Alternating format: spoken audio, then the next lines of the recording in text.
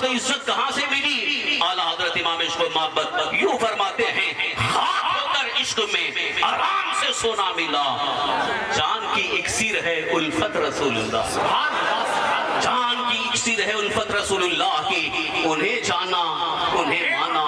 نہ رکھا غیر سے کام۔ یہی وجہ ہے کہ اعلیٰ حضرت کو معاذ اللہ کچھ لوگوں نے شرمندہ کرنے کے لیے ان کی حیات ظاہری میں بھی کوشش کیا تھا، حیات ظاہری میں کیس کر کے معاذ اللہ انہیں شرمندہ کرنے کی کوشش کی تھی، لیکن جنہوں نے کیس کیا تھا وہی شرمندہ ہوئے۔ اعلیٰ حضرت کو باعزت بری ہونے کا تمغہ مل رہا ہے، حیات ظاہری میں بھی عزت ملی، اور وصال کے بعد آج 100 سال سے زیادہ کا عرصہ گزر رہا ہے، جہاں دیکھو وہاں اعلیٰ حضرت کے نعرے لگ رہے ہیں، مسلک اعلیٰ حضرت کا چرچا ہو رہا ہے۔ ابھی چند دنوں پہلے ہمارے ایک ساتھی نے ہمیں بتایا پرتگال، انگلینڈ، جہاں جہاں وہاں گئے، وہاں جانے کے بعد پتا چلا کہ وہاں مسجد میں جب پہنچے نماز کے بعد مصطفیٰ جان رحمت پہ لاکھوں سلام پڑھا جا رہا ہے، تو انگلینڈ کی سرزمین پر، ہالینڈ کی سرزمین پر، کینیڈا کی سرزمین پر، پرتگال کی سرزمین پر اعلیٰ حضرت نہیں گئے، مگر عشق مصطفیٰ نے آپ کے نام کو وہاں تک پہنچایا۔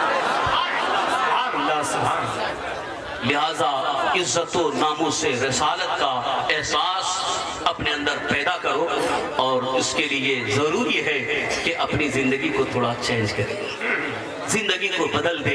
آج خاص طور پر ہماری قوم کے نوجوانوں سے میں گزارش کروں گا، کیونکہ میں جتنا وقت میں نے سوچا تھا وقت پورا ہو گیا ہے، صرف خیر امت پر ہی میں کھولنے کا ارادہ کیا تھا، باقی امر بالمعروف اور نہی عن المنکر علماء سے آپ سنتے ہیں کہ آپ کی ذمہ داری ہے کہ آپ سب سے بہتر ہو، بھلائی کا حکم دیتے ہو، برائی سے روکتے۔ یہ ذمہ داری اللہ تعالیٰ کی طرف سے عطا ہوئی ہے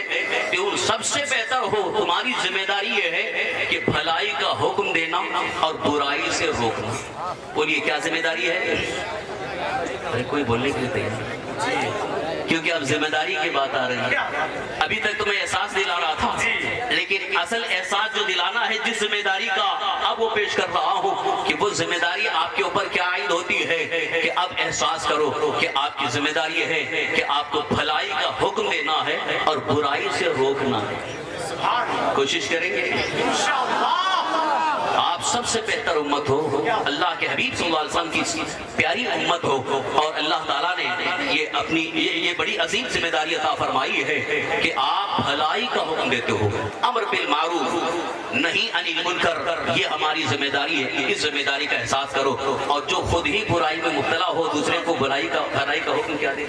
گا؟ پہلے اسے برائی سے بچنا ہوگا، اپنے آپ کو گناہوں سے بچانا ہوگا، پھر دوسروں کو گناہوں سے بچانے کی کوشش کرنا ہوگا، اور اس کی مثال آپ کے سامنے موجود ہے۔ الحمدللہ علماء کی ایک عظیم جماعت آپ کے درمیان ہے، مسجد میں امام ہیں، اور خاص ایک بڑی بات ذہن میں آ گئی اس لیے عرض کر رہا ہوں، الحمدللہ ہمارے اکابر علماء کی عزت اپنی جگہ، لیکن گاؤں کی بستی کی مسجد میں جو امام ہیں ان کو لوگ زیادہ اہمیت ہی نہیں دیتے، حالانکہ ان کو بھی اہمیت دینی چاہیے،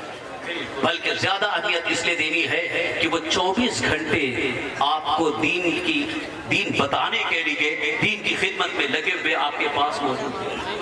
جلسے میں علماء باہر سے آتے ہیں، بیان کر کے چلے جاتے ہیں، لیکن آپ یہاں موجود رہ کر کے اگر دین سیکھنا چاہتے ہیں تو آپ کی مسجد کے امام صاحب، تو لوگوں نے سمجھا صرف فاتحہ دلانے کے لیے امام صاحب گھر میں لے گئے فاتحہ کے لیے، میلاد شریف کے لیے، باقی دین سیکھنے کے لیے نہیں۔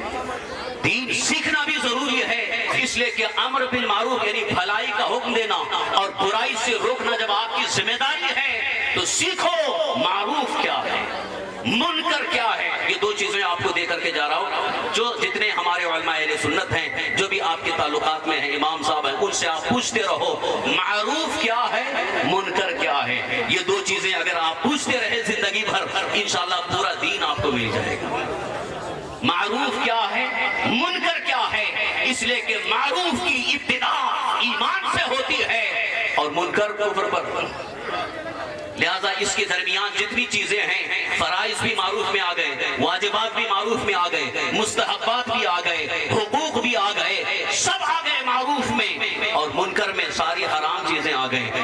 اور منکر میں مکروہات تحریمیہ بھی آ گئے، مکروہات تنزیہ بھی آ گئے، خلاف اولا بھی آ گئے۔ مکروہات کو سمجھ گئے اور